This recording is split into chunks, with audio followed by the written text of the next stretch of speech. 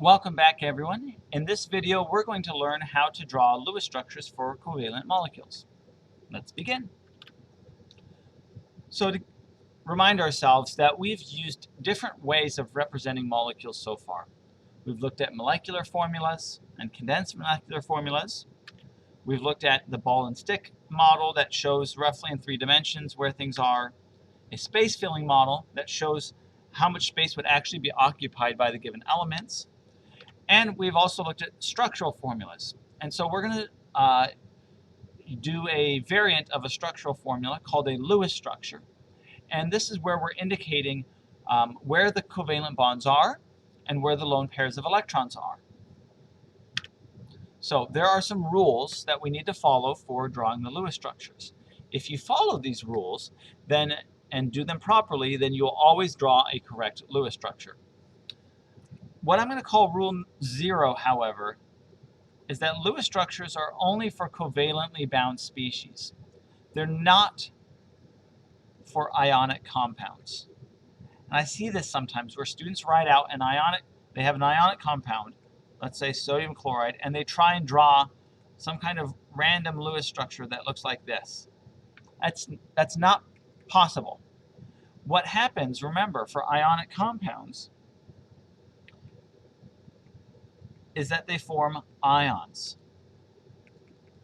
And so instead of having a covalent bond between them, they have an ionic bond. And we indicate them with their charges. All right, now what's the first step for drawing covalently bound species? It's to count up the number of valence electrons.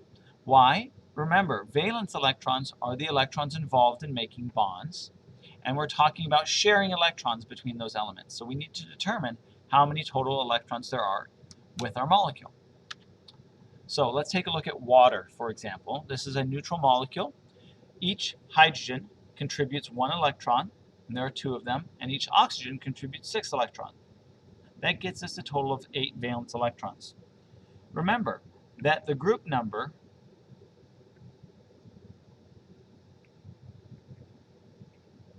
dictates the number of valence electrons. Hydrogen is in group 1, so it has 1 valence electron. Oxygen is in group 6, so it has 6 valence electrons. Now, if we have a compound with a negative charge, then we're going to add an electron. If we have a compound with a positive charge, we subtract an electron. And that's for each positive or negative charge. After you count up the number of electrons, we're going to write out the atom symbols and connect those atoms with a single bond. The least electronegative element is going to go in the center, keeping in mind that hydrogen can never form more than 1 bond, and so it will never be in the center of a molecule. Also, typically if we have a symmetrical molecular formula, then the molecule itself will be symmetrical.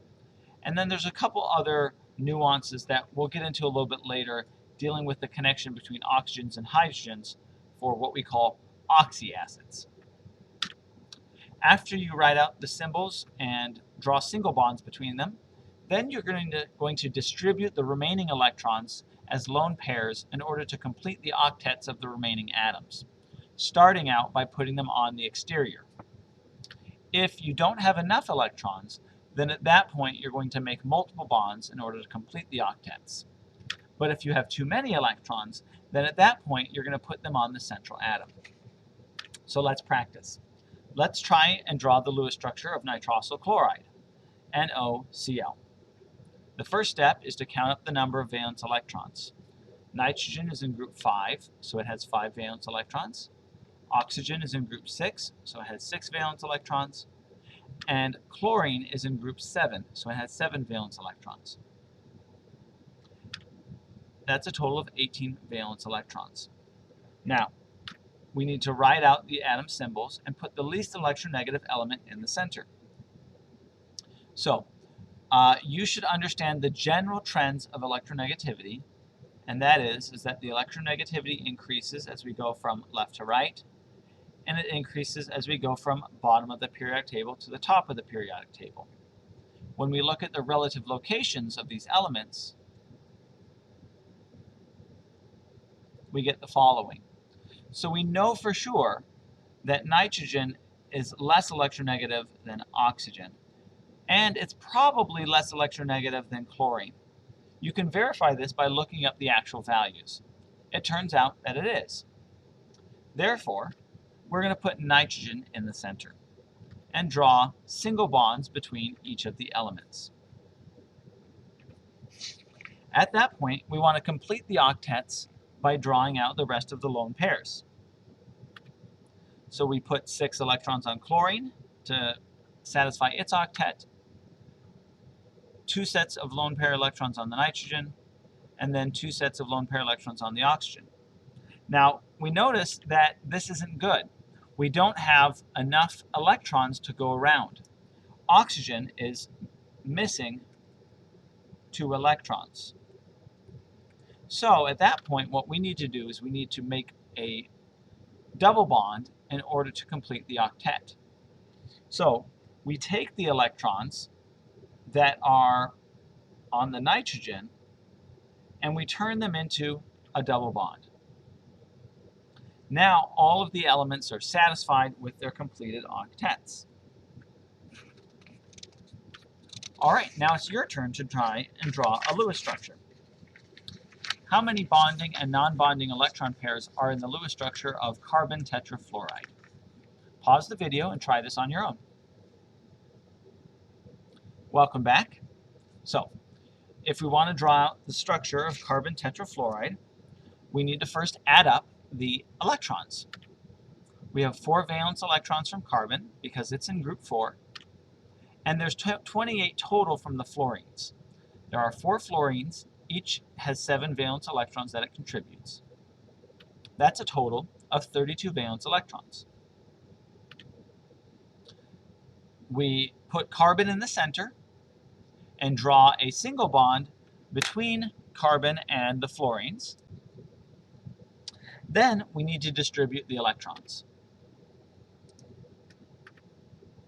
We put 6 on each fluorine, and then we verify, did we write out 32 electrons? Each fluorine we can circle and indicate that they each have 8 electrons. And then if we look at carbon, carbon is sharing the electrons with fluorine, so it gets the count, and it also has 8 electrons. So the octets are all filled, and we've used our 32 electrons. Now, so how many bonding and non-bonding pairs do we have? We have 1, 2, 3, 4 bonding pairs, and then there are 3 non-bonding pairs per fluorine. That gets us a total of 12 non-bonding pairs. Okay? Practice on another one. Pause the video, try this on your own, and then come back. Welcome back. So if we want to draw the Lewis structure of N2H2 and determine what it has, then let's start by counting up the electrons. We have a total of 12 valence electrons. Each hydrogen contributes 1, and each nitrogen contributes 5.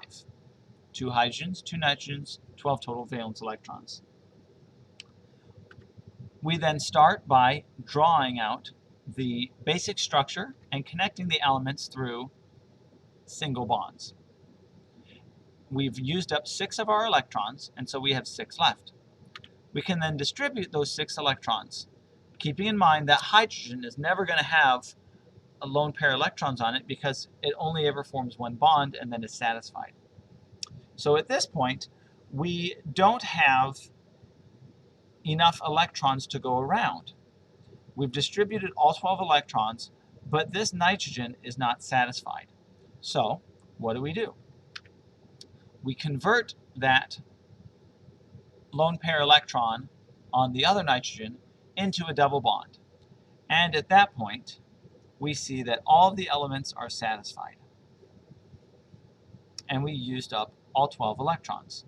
So we don't have a triple bond. There's not a nitrogen-nitrogen single bond. And it looks like each nitrogen has one lone pair. Let's just verify that the others are not correct. This is not correct, and the hydrogens don't have any lone pairs. Okay, one more page. So this has 6 different compounds on for you to draw. So pause the video and come back, and I will show you the finished structure of each of these. Welcome back. So what do our Lewis structures look like? For C3H8,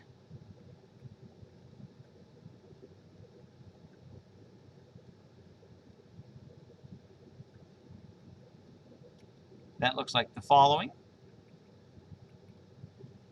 For CH3Cl,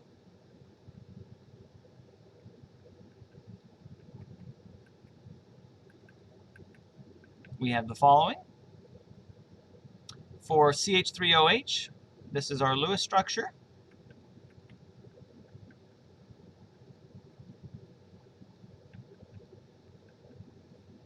pH3,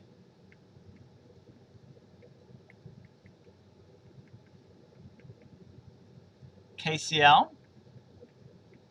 Remember, this is an ionic compound. Can't draw a Lewis structure for it. For KCN, because this is an ion, it's not going to have a covalent bond. However, CNs, this is cyanide.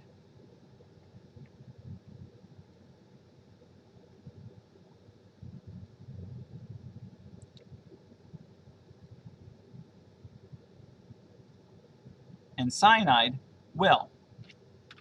To indicate that this has a negative charge, we would put it in brackets and put the negative charge around on the top. The reason why we can draw a Lewis structure for this is because this is a covalently bound molecule. It's a polyatomic ion. Okay, that's it. Thanks for watching. Have a great day.